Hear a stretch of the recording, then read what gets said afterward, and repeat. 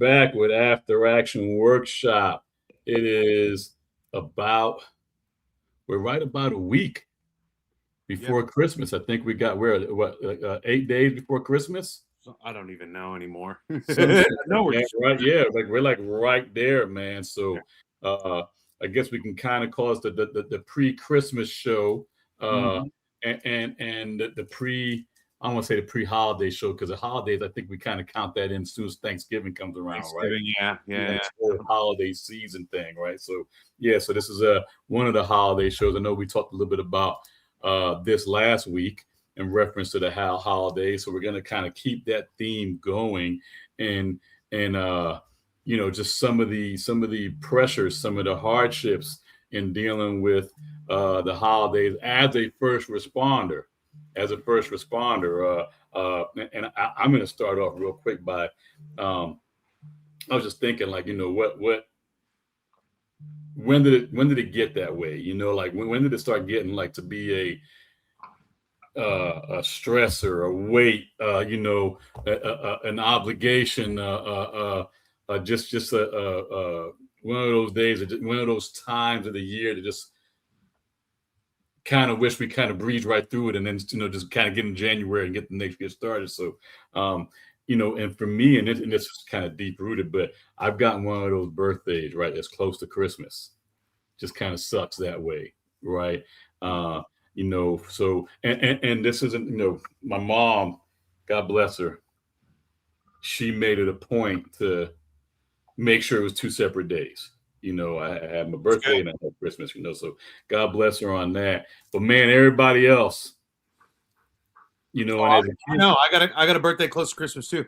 yeah, If you get, I got to tell you, if I get happy birthday, Merry Christmas, my whole life, I was like, actually, the funny thing is, and I used to always look forward to this card. One of my aunts, because I've got 900 of them.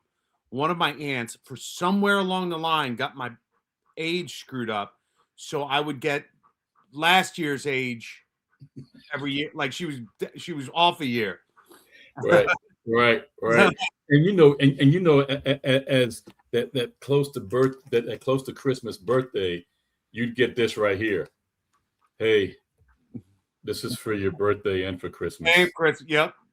All Yep. right, you get one of those, and then as a kid, that shit would just I Oh, just it sucks. It sucks. started to kind of like, what, it's just not a big deal, And everybody, when you're a kid growing up, everybody's off for the holidays. So Yeah, it's not yeah, like kids that had it like throughout the school year, where like right. everybody like on a weekend or something like that. Which I don't know. Maybe that's better. I It don't know. just it's just one of it's like, so I kind of you know grew up with Christmas and the birthday kind of being one and the same, and not getting too hyped about either one, Yeah. right? So that's kind of the way I kind of grew up, is because you know they kind of messed each other up. It kind of lessened the importance for both of them for me, and as a kid, right? So, and that's not the reason for Christmas, but that's just again that's kind of when it started being not as a big deal for me as a kid. So then, uh, uh, and let me ask you that, Chris, and take it into the work if you don't mind. When did the holiday season, when did Christmas just, if you can remember, if you can put your finger on it, when did it start being just, eh? Shit. I mean, like, so I moved around a little bit, from different Mhm, different parts of the mhm. world, and when because my sister's 9 years younger than me, so when she came around, it started being like pretty. Not that my mom didn't do anything. I mean, they went bananas, but Right. it was more of like a fiesta than it was anything else. Like it was just a reason for all the family to get together and yell at each other, and my grandmother be in the corner reading palms, and just somebody getting drunk and yelling at somebody else, and then hugging it out, and then so. But when my sister was born, they kind of stepped it up a notch. But Right. I was a little bit, and then we moved shortly after that. But when I was older, I remember the holidays kind of losing their. Here's the weird thing. I don't know that they lost it, but I Mhm, started to realize how I wasn't involved in it as much anymore. I was mhm. employed, and Right. I was deployed, and I was like, where was it? I was in Kuwait, maybe, or Mhm. somewhere. I forget where it was, but I remember being deployed. I'm going, and somebody, and I think we all forgot, but one of the guys in my gun crew was like, "Hey, Merry Christmas," and I'm like, "What?" And I'm like, I'm looking at, I was like, "Oh shit, it is." I was like, "Man, this is like Christmas week," and because Thanksgiving they had like some bullshit on the mess deck or whatever like that, and then Right. They give you that sliced turkey, right, with the stuff and a yeah. little Listen, if you ever got something good to eat in the military, like really, really good, stand yeah. by. You're getting ready to go somewhere. Yeah, Right. they're Right. getting ready Right. to take it off in you. All right. Yeah, you get some weird paper thin turkey, and I'm not talking shit. Our cooks were they were gangster, especially at like 3 a.m, where they're like, "Hey, I got you. We'll hook you up." All right. But All right. yeah, because you're so far removed from it, and you're like in other, in other parts of the world and different cultures, and I think rather than holidays, me coming home, because I Mhm. didn't really come home, but like 2, 3 times my entire Mhm. time I was deployed. Um, that became like special. And then we Right. kind of, kind of did that. But the holidays kind of lost. And then I literally on terminal leave from the military when I started the police department. So I'm on my own, in the police department, still getting that military paycheck and all that good stuff. And then you're the new guy, right? So you're the new guy, so you're gonna work all the holidays, all the shit shifts, and all this other crap and stuff like. Which I'll be honest, I didn't care. It didn't bother me, but I think that first when you're talking that first time, I distinctly remember being deployed and going, "Fuck, this is okay. This is all right. Happy holidays." Yeah. Yeah. It's funny. The deployment thing just kind of added for me. It kind of added that same feeling because I was 19 or 20 when I got deployed to Desert Storm, and we went right around just I mean like days after Thanksgiving, and I spent Yeah, it was like beginning December. I know a lot of guys were. yeah, we went right after Thanksgiving. Like literally, I had the turkey, and I think that next week we were gone, right? So, and so Christmas, I was out there in the desert, and that was different, But I kind of, that was different, and we were just kind of sitting there, as that was a different war, as everybody knows. So, Yeah. but yeah, just I actually, it's kind of funny come over here thinking like I just thought I was doing something different on Yeah. Christmas, and that anyway. But then coming back, right? So I go to the police department. And like all of us, we're working hard. You're putting your nose down and you're just getting it best you can because you want to be that person. You want to be the person that people can rely upon when the shit's hitting the fan, right? That they can depend upon, when the shit's hitting the fan. So you do all that, and I think the first little bit for me, first few years, like especially without the kid. I was working, Christmas. I was working New Year's Eve. I was working Thanksgiving. And just didn't think too much of it, just getting it. Um, and that was kind of the thing for me. I think for me, somewhere around my fifth or sixth year of just working those uh uh holidays, more especially, it just started losing importance to me and didn't really care about the whole being festive, so to speak. And married, I had the wife and she had, more festive in her blood. She had enough for the whole family, so and I let that happen. I just kind of let it happen. Hey, go ahead. What about you? And I'm getting calls here. No, no, it's all right. So I got the big thing was Christmas tree. Everybody wanted a Christmas tree and all this other shit. And I was like, fuck, it takes forever setting stuff up. I can tell you, like something like maybe up in like 10 years ago. Oh my God, it's been longer than that. Like maybe 15 years ago or something like that. Hmm. We went away from the traditional tree and we got like the Charlie Brown tree, like the little tiny tree. I don't want to fucking deal with a tree, putting it up or getting a new whatever and setting the whole house up and stuff like that. But like around the house, like Joe will set up she's still like down with it, so she'll put up the Christmas stuff. But we had a Christmas tree with just like cop and Navy shit on it. That was all like little like figurines and stuff like that. So it wasn't like a usually because Jill was she was a cop, and so our shifts were all sorts of wacky and like whatever. It wasn't a big thing. The big things for me were like New Year's Eve. Like I'll work the holidays. I don't give a shit. But come New Year's Eve, I want to party and I want to do all stuff. Or 4th of July, I didn't mind working too much. But like when we talk about the holidays, everybody talks about the big ones, just Thanksgiving and Christmas. And to me, they really, it wasn't anything. And when we got to like for me, all the women in my family, like May is huge. Like my sister, my grandmother, Jill, all beginning of May. So, and of course, my sister's born May 5th. So that was Cinco de Mayo all year long. Yeah. Crazy. Nothing but a bunch of Colombians celebrating a Mexican holiday, but it was awesome. Like shit like that, I would want to be like kind of around for. I didn't even do New Year's Eve, man. It was I worked New Year's Eve a lot. I did have a couple where I was off.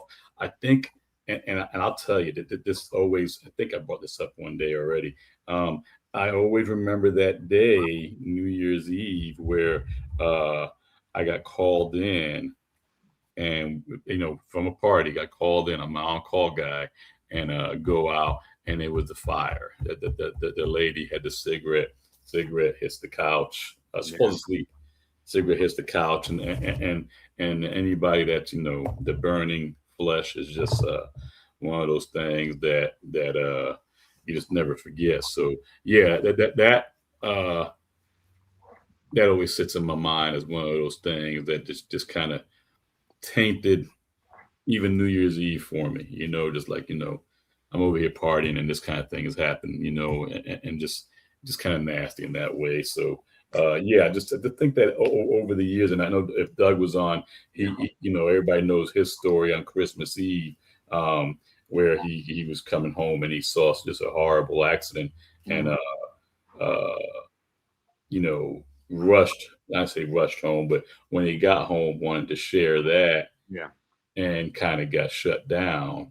And so they never shared anything again, and that's a constant reminder. Of course, Christmas Eve, constant reminder of that horrible accident he saw, as well as New Year's Eve and a couple things that happened on Christmas. I'm reminded of those things on those special days, right? Because they're significant days. So, but then I remember of this is a stupid story, but I remember us getting in trouble because we're going to the hood and we're doing a search warrant.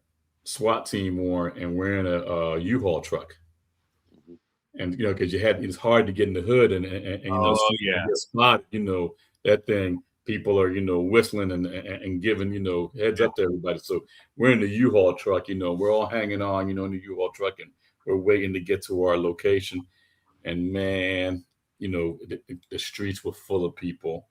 It's a Christmas holiday. I forgot it was probably a week or so before Christmas, and we stop. The door we open the door. Door opens up, and one of the guys in the SWAT team yells out, "Here comes the Grinch, motherfuckers!" Yeah. And so you got to make it festive. Oh man, you're talking about to me that. Well, I can understand why somebody would get upset, but I mean, yeah. So the bad thing was now you're talking about 15 SWAT guys jumping out of a truck, all laughing. We're laughing as we got out of the truck, because everybody heard it. He yelled it out loud, so we're all laughing as we're coming out. Were your guys' uniforms green too? We were green back then. Yeah, green. Nice. We nice. Green, So on Christmas. By the way, if you worked anything where you were hunting men and violent men and shit like that, Mother's Day and the holidays were the best time to catch them at home. So we're constantly working. And then every year for like when I was in homicide, when we had, without fail, if there was a homicide party, our Christmas holiday party, triple homicide would go out. Like without fail, like a multiple homicide go out or multiple shootings or whatever it is. I don't give a shit when we had that party. It was just going to happen. So, I mean, even the party gets kind of cut short, and you're like, all right, whatever. So And let me ask you this, Chris, and I'll give you my answer in a second. But over the holidays, over the holidays, was it busier or less busy? Was there more work to do or less work to do?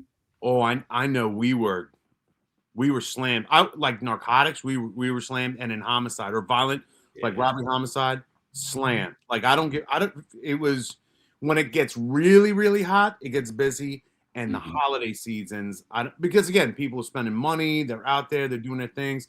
So that shit goes sideways really really quick. And forget about some of the busiest nights we had were Thanksgiving because of the Black Friday, and it Yeah. was like back in the day. It was I don't know if it's still like that. I don't. My dumb ass doesn't go out there anyway. But Right. I don't. I'm not trying to save $100 on a flat screen TV. So, Yeah. Yeah. Yeah. but like No. those days, Yeah. dude, fights, shootings. Someone would steal something, bring it home, and then somebody would rob and shoot them to get that back. It was like our holidays were pretty busy. Right. It got Yeah. Same here. We would get slammed yeah, during the holidays. From Thanksgiving, and you put it right that Black Friday, and crazy. people have seen it. You've seen it all over the country at the. And I'm just going to name Walmart just to pick on them a little bit, but you've seen those videos, and that is not an exaggeration. I mean, Black Friday used to be. I don't want to talk about it now because I don't go out there either anymore. But used to be just a zoo of a shopping day. It could be a zoo.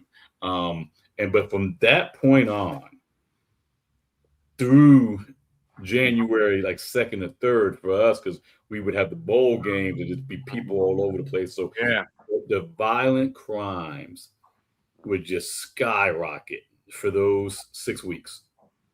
And I'm saying, yeah, about 6 weeks that it would just skyrocket. And man, I would see the most horrible in volume, the most horrible stuff happen within that time. so everybody's got that. Like you guys had the like, especially end of the year, you guys had the bowl games, which you not only not only are you getting like just your regular, Hmm. this is going to be busy, but now you're getting people from all over. I remember being in New York when I was in high school in the band going to the Orange Bowl, right? Hmm. Going down there and doing stuff. So not only do you have that, but now you have an influx of a bunch of idiots coming down there because I was one of them that are doing stupid stuff or whatever, whatever it is. So Yeah, that's where you're at. Where I'm at, our population changes by the million depending on what the ship and squadron goes out. right. The battle group. So and they're on a 6-month rotation. So one will be gone. Christmas got pumped up because also again with having ODU, Norfolk State, and all the colleges here, all the kids would go home. Burglaries go through the roof, and Right. those burglaries go sideways when the people that didn't go home were in the house. So it became the armed burglary and stuff like that. But like when a squadron or a battle group came in, tons of shit goes through the roof. I mean, like because you got people out there drinking, having a good time. They're back, stateside. So, and a lot of people don't know this. When we were deployed, with the exception of Canada, Hmm. um, we had what was called Cinderella Liberty, which meant you had to be back at the ship or the Right. command by midnight. Hmm. No questions. When you got stateside or, in Canada or a little bit southern, uh, you just had to show up for muster the next, Right. whenever that was, 6 or 5 or 6 in the morning, whatever it was. So now they're all out and about and now they're doing stupid shit, trying to get back. And they haven't been partying like they were for a long time. But now you got hundreds of thousands of people out here, right? Hmm. So you get that. You get a lot of the violent crimes. We saw pretty huge uptick, especially around that time, of sexual violence Yeah. going down because of Hmm. Hmm. people coming. We did get a lot of false, like rape allegations. Like, for example, and I was new to, I didn't realize this. So I'm working with. She had been a detective for like 20 years at the time. all her time was done in sex crimes. So we go to this call where lady said she was attacked by a stranger. And so I'm sitting there, I'm like kind of taking notes, kind of listening, and she had this like whatever kind of look, and I'm like, man, that's cold. That's a cold person. They were like, the lady gave this unbelievable description of her assailant, and my dumb ass is like, okay, well, all right, I get this, blah blah blah blah blah blah blah. By the way, and I don't know what it was. It was a generic 6 foot tall black guy. That was like from the victim. So you're like hearing all this, like, all right, whatever, and you kind of take it down. She starts yelling at her. She goes, "Dad, that's bullshit." And I'm like, all right, this is a victim we're talking to. Right. She's 3 months pregnant. Her husband just came off of a 6-month deployment. Oh. Now she's got to justify why she's 3 months pregnant. Yeah. So I didn't even realize that kind of, because that wasn't my work. But she was true, and she goes, this time of year, or if a battle squadron comes in, right, they go through the roof, like sexual assaults. So now imagine all this stuff and people hearing that, and all it was just chaos. It was absolute chaos. And it was funny because I was now working, because my last command was Sim Norfolk, was like in Norfolk. So it was funny seeing a lot of the same kind of folks that I was, And you think, and I always, what do people think? Let's take it twofold here. What does an everyday person think about the police and how we handle things, and being festive, and all? They think it's just normal for us, right? Is that what you think? I mean, that's what I think. I think that they believe that the Christmas spirit hits us in the same way it hits them. Nah. No, well, so, and I can only speak to when we were on, because it has changed. Like, there's a lot more like community involved. Like, I don't want to say community involved, like, but more like when they started doing like they started doing Shop with Cop for a while ago, and that was like one thing. But now there's a whole bunch of different things, and they have people going. Our sheriff's department just did a whole big thing on the news, going around helping people get, which is cool. But we weren't doing that back in the day. We that wasn't like our jam, right? It's the Shop with a Cop's been around for a while. Right. Well, it used to be called Shop with a Cop. We had to change it because some asshat trademarked Shop with a Cop. So now we had to call it Santa Cop or some. Oh, you're kidding. Yeah. Some assholes like trademark, and then sued a couple departments for calling it Shop with a Cop. Well, they still call it Shop with a Cop down here. I just saw it on Facebook. I'm gonna call my attorney. I'm gonna talk to them and be like, "Yo, what's up?" But that's been around. That's been around for a while. But like you said, outside of that, I don't know that there is a whole lot of other stuff around the Christmas time. I do think that I think the stress in everybody else being festive and expecting us to be festive after you've come from, shooting scene, a traffic accident, a homicide, SIDS, all those other horrific, type deals.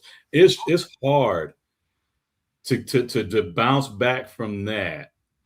And we just finished saying that over the holiday season, it's unfortunate, but these violent crimes go up.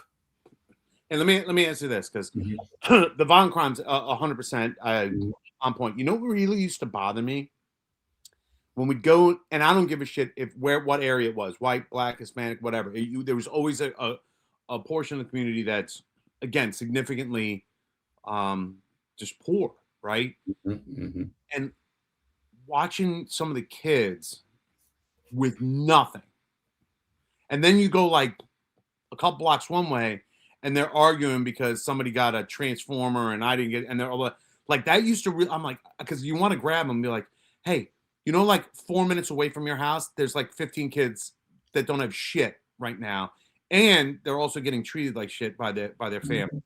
With normally it's like grandma was taking care of them, or and again, race had nothing to do with it. It was white, black, because we're such a mixed population. We are. I don't give a shit who you were. You all, each community had their own fucking poor, struggling. That used to break my fucking heart watching like because you go to a call, it'd be a domestic like next door or something like that, and then you're like out there and you're trying to be nice, like, hey buddy, what's going on, and then you see and they got nothing, and I was like, I used to be like, that. See, but again, we see that every day, and it used to. Listen, if you want to be a piece of shit, hats off to you. Be a piece of shit. Mm-hmm. I look at those kids have no choice, and they're stuck being cared for by older siblings. A lot of them, right? That to me wore on me more than because like the violent stuff. I was like, yeah, that sucks. It really does suck, and I hate seeing that kind of stuff. But that's kind of like it happens, and you're like, okay, that just happened. These other kids are like existing in like this shit show of a life. That just bothered me. And I was like, how the fuck could you be like, and then somebody be like, oh yeah, I want to get this, or I'm thinking of getting, this trip or this toy or whatever the fuck. And I'm like, whatever. Yeah. I mean, how do you transition from that to being festive for the Christmas holidays? Well, let me ask you this. So what does merry mean for you? That's one of the questions we got. What is merry? What does being merry realistically look like? Back then, we're going to say now, but let's talk about back then. What was merry? Merry means to me means ignorant, like ignorant to the bad shit that's going on. Yeah. Like I don't know how you could just be like. I know you can find joy in a lot of stuff and stuff like that, but being merry to me is like this sense of. I'm just like, yeah, everything's great. Everything's not great.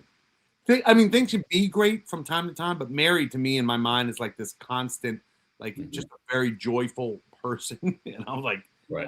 I don't know that person, and I don't know what it's like to be like that, but I get it in like little small portions.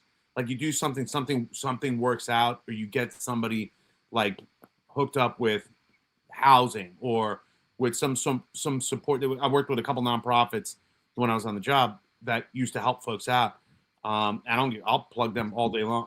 Like the Chaz Foundation, guy Bo that runs, his brother had killed himself, and so he connects with the community, with folks with mental health issues and stuff like that, and having him hook up with people that need help. Or I got to tell you, man, churches, the synagogues that we worked with, all the temples and stuff like. I would love that stuff. Like when they would do so to me, those are like brief moments. Like, all right, that was really cool. And then let me go handle this where this kid hasn't eaten for like 5 weeks and mom and dad are fighting over the PlayStation. Yeah. I got to a point where I thought people that were in that merry, hey, I thought that was just fantasy land. And I, of course, I live in the world of Disney, right? So I just thought that was fantasy land. I thought, people were just putting on airs, and that kind of thing. And I just like, hey, the real world's over here, and that's where I happen to live, So that was, for me, that was a lot of, hard to get motivated to go buy some gifts and be happy about that when the bad stuff's going on all around you. Also financially, like especially because like I come from a huge family, right? Earlier on, it was apparent if you were to get a Christmas card for everybody in my family, you'd be broke. Right. It's ridiculous. I got like 100,000 first cousins. I got right. 2 uncles. All this, you'd be broke, right? So like giving a call or something like that. But the other big thing is. And Jill's all like my wife's she loves making sure everybody get their gift. And I don't know if you've had this conversation with people. Don't get me anything. I don't want anything that I need. I get throughout the year. I don't need anything. I don't want anything.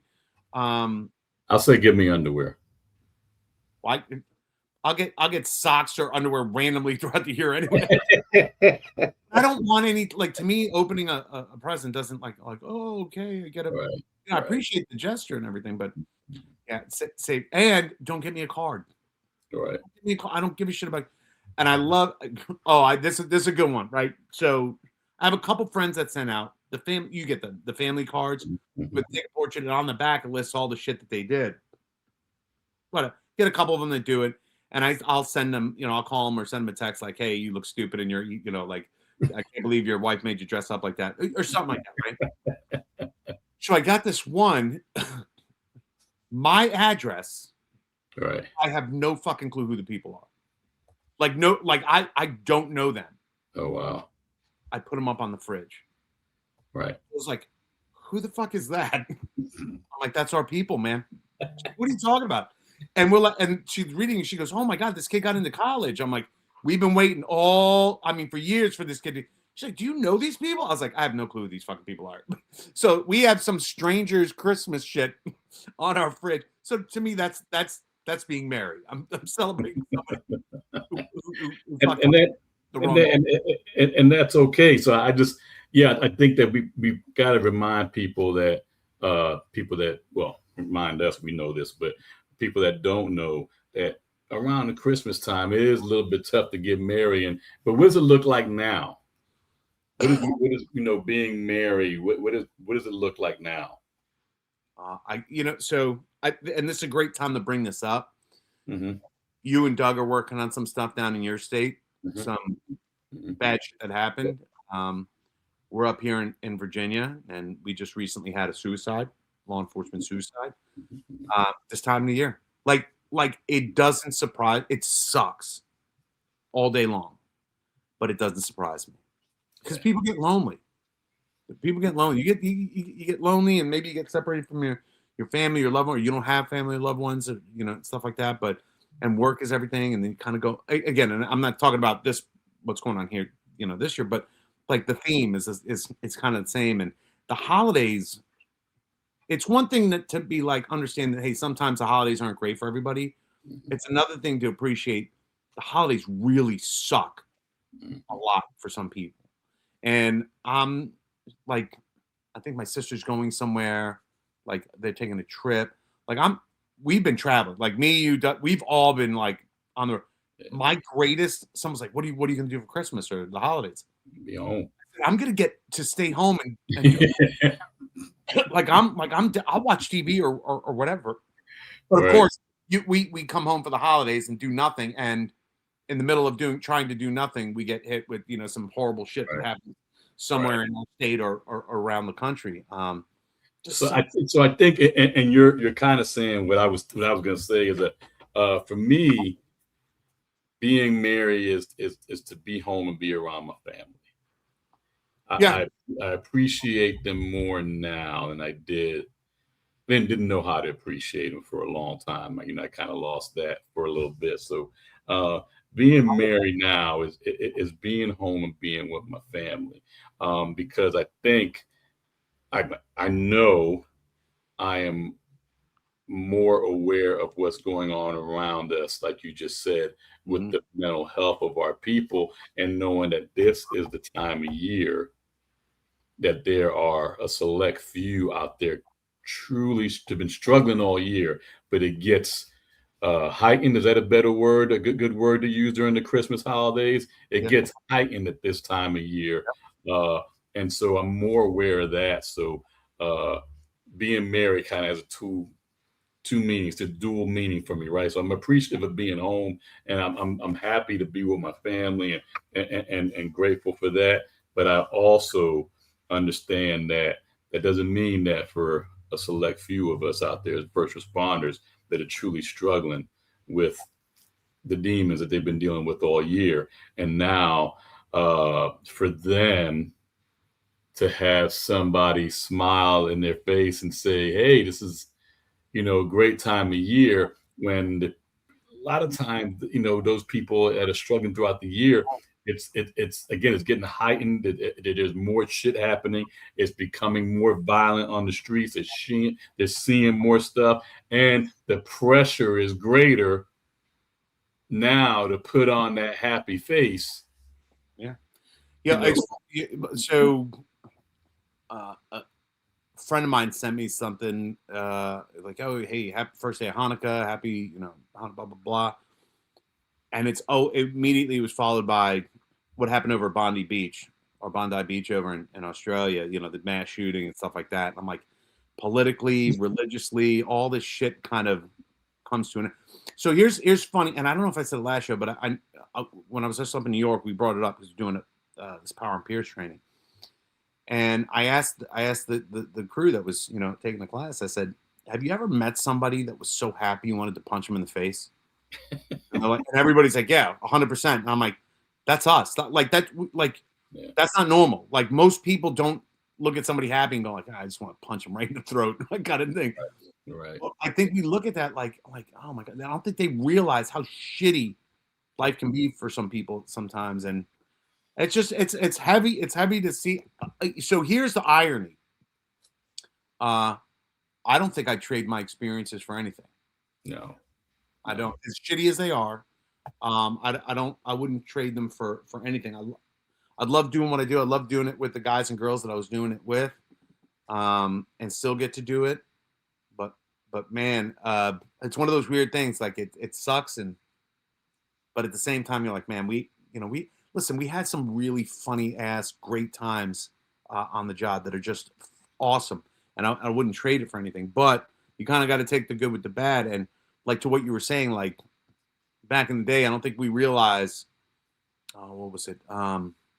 Youth is who the fuck said that? Mark Twain. Mark Twain, I think, said youth is wasted on the young. Yeah. Like we I wish I'd have known. I wish I'd have been in the same mindset back then that I am kind of now. Wish I knew then what I know now. Yeah, yeah. That kind of thing, but like reverse. Like I wish I had that enthusiasm and like wide-eyed, like, oh, everything's great now. I think it was way. I don't think I appreciated it as much back in the day as I would have now. Like how awesome that would be. Because I look at my nephews and my family and everything like that are like they are pumped about this Elf on the Shelf thing. And so me and my sister go back and forth. There's I don't know if it's TikTok or Instagram. I forget which social media thing it is, but there's like a whole thing on like crazy shit you can do with the elf. Like they had one like there was a Marine, like a little Marine action figure holding the elf, waterboarding him at the sink. Or like the elf, like bringing in like all the stupid shit. I saw a stupid one, man, where there's a Barbie on like a mixer, and she's naked on the mixer, kind of twirling around slow, and the elf is sitting down there. There's money, yeah. No, I said like so. I was sending her shit like that, but she's like, I can't do that. God, we get off on a tangent here. So let me ask you this, man, and I'm going to make a statement out here and just chime in, but I can't. It was way harder for me to even think about raising my hand during the holidays to try to get some help. There is just no. I think back to 100%. my days of truly struggling. I don't think that during the holidays there was ever going to be a time I'm going to be, would have had the courage. I think that's the right word. The courage to put my hand up and say I needed help. Just did that with. I was up in New York and I got a phone call from another state, and there was an individual that was struggling, and the family was like, hey, this individual is struggling, and and you know this as well as I do. It's most people that work in this kind of industry, nobody wants to go into treatment or get help during the holidays. That's just something we don't want to do. But I kind of followed it with because the big thing was I want to be home for the holiday with my kid. Right. And I was talking with one of Arthur, one of the guys. He goes, yeah, I'm sure he wants to be home for his kids, but we want him to be home for the next 30 years for his kids. Which, again, and maybe this is the way we look at it. January 25th, December 25th is just a day. Right. You know what I mean? I want them for like January 5th and, April 7th, and like all the other days. And we put a lot of emphasis on that, but there's a lot of shit that we can do. But so this kid winds up going to get help. And I remember talking to him. I was like, the amount of courage, because you just said it too, and it just rung the bell with me. The amount of courage it takes for you to say, I need help right now, and I'm going to miss out on the best thing I can describe it. It's like going on a deployment, a very short deployment. Like I would love to have done a 30-day deployment, but it's like going on a deployment. It's something we need to do, service wise, whatever. But we also have to do it. Like my time in the service was for a lot of reasons. One was to, because I felt an obligation, but the other one is there's a benefit to it. Like post service, there's things that we're entitled to. And I know I'm the number one critic of the VA and some of the systems and stuff like that. But there's a lot of benefits and entitlements to veterans that aren't really being used, and like year round. There's a lot of stuff available to us, but the courage it took for this kid to be like, all right, I'm going to miss a very important holiday to take care of myself. And I'm like, I just wished I would have had that mindset back in the day. But you're right. You're right, man. I also think that I don't want to hurt the family. I don't want I don't want to put that on them. Yeah. Yeah, I don't want to put that on them. Not now. And I always follow it up with, in January there'll be a reason to, there'll be something else that I can't do it now in January because there's always I can't. I got this coming up. There's always something, right? So, but yeah, so there's always something. But yeah, during the holiday season, I think that we hear I want to miss the family. I don't want the family to be worried about me. The financial reasons, there's financial reasons in there too. Because over the holidays, I earned a lot over the years. I earned a whole lot between overtime and half, double time. Yeah. So we earned a lot during the holidays, but yeah, there I think for me and in my experience, talking to people over the holidays about that, number one, the courage. So we get some people that would raise their hand. Yeah, I need some help, but I need to do it in January. I need to do it in June. I can't do it now because worry of it's more I don't want to do it, not I can't do it. Yeah, and I don't want to hurt them right now, kind of thing. And I that's what they would say, So I think there's some truth in that, because I think it's fair to say to any family member would say, hey, we want our first responder family member to be well. It does suck that it has to be during the Christmas holiday because of the significance. We want the family to be together. That's the time everybody gets together. But I don't think you ever hear a family member say, well, no, let's take a chance and wait till. I don't think it, but I think every one of them would say, yeah, it does suck that it has to be now. So I was talking to somebody separate from the guys that I was dealing with, and they're like, well, maybe it'll get better. I said, here's the thing. It's like an oil leak. And it was funny because immediately I remember because I was flying from Bahrain out to the Mediterranean to meet my command. And I was underneath this red hydraulic fluid just leaking all over me. I'm like, dude, to the crew chief, I'm like, hey, man, it's a fucking situation right here. He goes, that ain't a problem. I said, what are you talking about? He goes, it's only a problem if it stops leaking. And so I'm reminded of that when I was talking to them. They're like, maybe it'll get better. I said, no. It's just going to stop leaking. And that's when the real issues kind of come up. The other thing, and I think you touched on it a little bit, is we don't want to put a couple things, pride, shame, all that stuff. But in the middle of these like holiday festive times, everybody's like kind of trying to do their thing, be festive and merry and all this. You don't want to be the guy or girl that brings them down by like, hey, I need help in the middle of like this festivity, right? And it's almost like I saw that a lot because where we worked with all the universities and stuff, there's certain students that couldn't go home financially for whatever reason. They lived far away, they didn't have the money. And I was like, so what do you do? They're like, well, we're just kind of hunkering down for the holiday break or whatever. I said, oh, okay. But a lot of folks will come up to me like, hey, listen, you can come to our family and spend time with us. And a lot of them were like, I don't want to be, I don't want to be charity. And I don't want to be the person that when I'm at this big festive thing that everybody's looking at, like, look at that poor bastard. Right. It was like a mix. It was like, it's a whole bunch of, it gets a little complicated, but Yeah. I see both sides of it. I just there's a lot of emphasis on happiness and stuff I think for what we understand to be probably one of the toughest parts of the year for most first responders and their families. So let me ask you this. That being said, I'm gonna give you the hypothetical here. And this would never happen because nobody would be this crazy. They made Chris Scallon chief for a day. Yeah. That'd be crazy. A lot of people be like, what the? They made Chris Scallon chief for more than a day, right? For a year.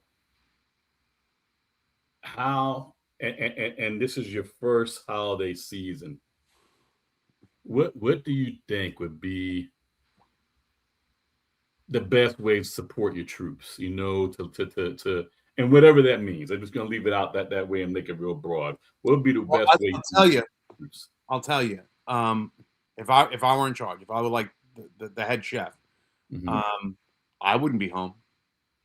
Right. I would be at every shift. Yep. And not one time. Not one time. I'd be at every shift multiple times. Yep. Making sure that they got. And I know sometimes having like a boss kind of like on the ship will kind of tighten some people up a little bit and they're like, we got to. But if they need something, I'm right there. What do we need? What do we need to get done? Like, because again, and here's where I kind of like, I kind of look at that kind of situation because we had, there was one of the chiefs that I worked for that they asked, they're like, well, what can we do? I was like, I don't know. Why don't you show up at 3:00 in the morning? I was gonna say AM. Yeah. 3:00 in the morning and have, breakfast with us. Right? Or because we're eating like at Denny's or why don't you hang out with us at the 7-Eleven in between calls, getting some nasty ass hot dog or some chips or Slurpee, whatever, right? And just shoot the shit. It would make it. Here's the thing. There was a, and this is the best way I can describe. There was a captain I worked for in narcotics. His name was Les. He never raised his voice. He never like, you better do that. I have never heard him in the entire time that I worked for him or anybody that worked for him. And there's one or two other folks that were like this. There's that supervisor that always says, hey, you need to do this. And be like, but, can we do this? And they would point to their rank. Be like, that's why. He never did that. He never used his rank and stuff like that. He never talked anybody down. Well, he did me once, but that was a separate. You deserved it. We 100% I deserved it. But if he would always ask us, he goes, hey, can you do this? We had so much respect for him that it was like, it may as well have been that's what we're doing. Like, this is what's going on. And he used to be the guy that, and again, he was in charge of narcotics at the time, so vice and narcotics. And it would be like 10 to 20 minutes before you're getting off, and you hear him on the radio going, hey, could you run one for me? And he's stopping a prostitute who's working the stroll. Right. Let me tell you something. When he got on the air, everybody fucking hauled ass and went down there. We're not letting him do paperwork. We're not letting him do any. We're going to handle what we got to handle. Yeah. We worked for him because we won. And if you messed up, didn't get talked down to. You felt like shit that you let him down. That's so. When I look at that leader, I said, well, what does that look like? And he was a captain, right? What does that look like at the chief level? Well, I know the chiefs got to do their meetings and city hall and all this bullshit up there during the daytime hours, but holidays, you're in charge of people sacrificing. That's why Secretary of War. That's why the president, they go during holidays to people deployed. Yeah. Because that means something. And some people are like, well, they're just doing it for what? Give a shit why they're doing it. That means something. When you're there, you show up. So I think for me, if for some reason, I don't know, somebody had a stroke and made me a chief, I think I would be around and I would ask legit questions like, all right, what can I do? Yeah, What that's the part I was going to add there, Chris. Exactly. So I, man, you hit it on the head. The little bit I was gonna add there is to have some decent conversations with your guys, right? So just being there and kind of, and I give you, I've had both examples in my day. Just looking at leadership in my agency and the sister agency. I'm gonna give you two quick stories, actually three quick ones. We had a chief that would come around during the holidays, especially more especially during the weekends and the busy parts of town. He'd have a cooler in the back of his car, and he'd go around and he'd kind of pass out drinks, and just you'd say thank you, but he kept going. Yeah. Yeah. Okay. Thanks for the Gatorade. Check the box. Yeah. So then there's a chief, and I'll throw his name out there, Eric Smith, chief of Orlando right now. He has normalized himself being on the streets. Yeah. It's a normal thing. He does it not only during the holidays, but he does it on weekends. He'll just take a weekend. I know he does it a couple times a month. He is out there with That's the awesome. guys, and he's just talking to them, and he's taking backups, and just being present with the guys, having those conversations and asking questions. Yeah. Just to and it's funny because you talk to Chief and he'll tell you, well, after this horrible call, I went to Chris and I said, hey, what do you think about the whatever issues going on with the union or what do you think about this? What's your take on that? It's getting your mind off of still some work shit we're talking about, but I'm getting some and they're getting some and we're talking about some different, or and if he knows they're in football, but he's had some meaty, some good conversations with the troops, and the troops absolutely love him. He can't go anywhere in the city. Well, it gives you the sense. Mm-hmm. Sometimes it's just that's all I give you, but for the most part, when you have chiefs or upper management kind of do that, it gives you the sense that you have some influence on making that place better. Yeah. We can't talk about that without mentioning there's some of us, I include myself, that we're just going to be pissed and make everything a shit show. Like, right. like I don't care how awesome you're trying to be. This is bullshit. Blah blah. Right. I was. I can't sit here and tell you I wasn't. But so aside from those, what I thought when Ed came down, one of the chiefs that I was dealing with, he's like, well, it would be good. I was like, man, show up at like 3 a.m. I said, one of the biggest issues that we have, and most agencies have this, is you have people making decisions for day-to-day operations that aren't doing those operations. Right. Right. Which just by the nature of the command structure and stuff like that happens. I would always introduce, like if I was doing an initiative, and again, as a frontline supervisor, if I was doing an initiative, I would go to the people and be like, all right, that are doing the job. Like, all right, I'm thinking of doing this. Would this make sense? And sometimes I'd be like, no, that's dumb. Like, right. if you do that, that's going to ruin that. And because I don't see it from where they're coming from.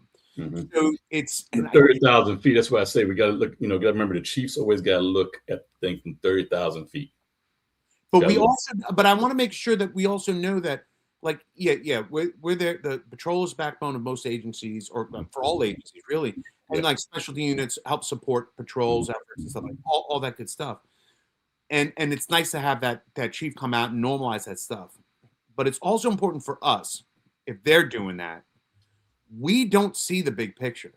Right. And you know what? We need about 4 more cars and 3 more people right here.